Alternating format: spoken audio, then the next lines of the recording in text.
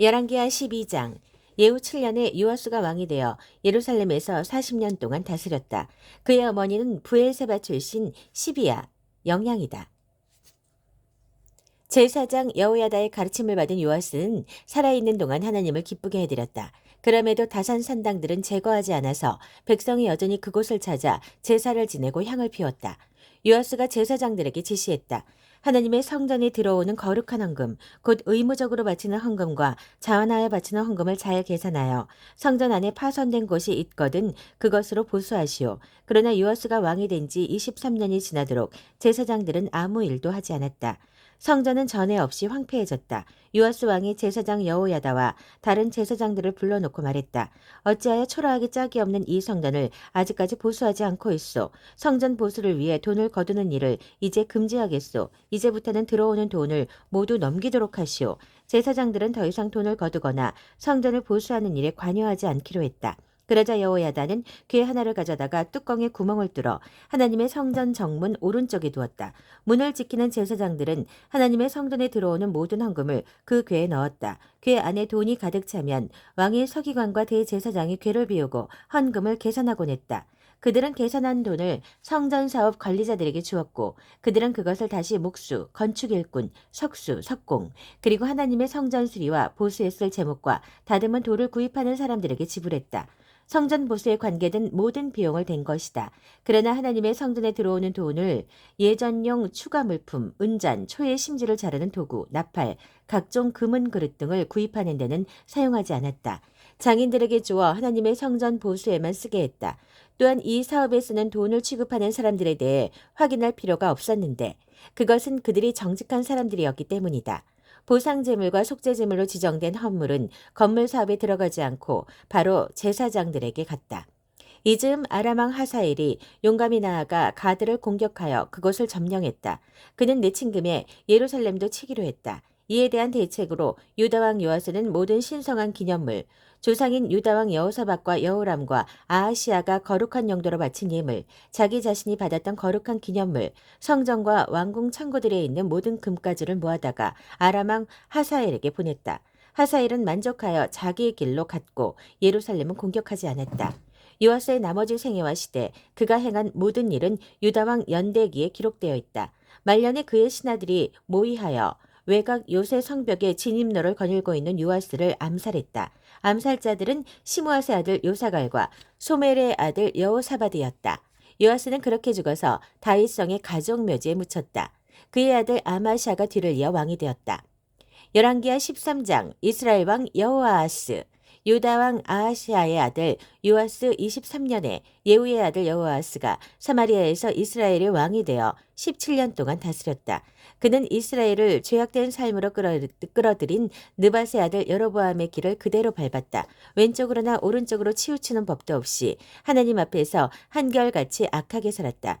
하나님께서 크게 노하셔서 이스라엘을 아람왕 하사엘과 하사엘의 아들 베나닷의 손에 넘기셨다. 그들의 지배는 오랫동안 계속되었다. 여호아하스는 하나님의 진노가 누그러지기를 기도했고 하나님께서 그 기도를 들으셨다. 아람왕의 압제 아래서 이스라엘이 얼마나 비참해졌는지 그분께서 아셨다. 그래서 하나님께서는 구원자를 보내셔서 아람의 압제에서 그들을 이끌어내게 하셨다. 이스라엘 자손은 다시 고향에서 평화롭게 살 수 있게 되었다. 하지만 달라진 것은 없었다. 그들은 자신들의 삶을 고치지 않았고 이제는 이스라엘의 특징이 되어버린 여로보암의 죄에서 돌아서지 않았다. 사마리아에 여전히 성행하고 있던 아세라의 음란한 종교 산당이 그중 하나였다.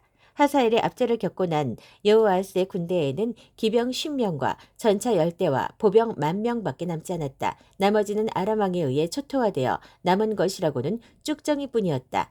여호아스의 나머지 생애와 시대, 그의 업적에 대한 기록은 이스라엘 왕 연대기에 남아있다.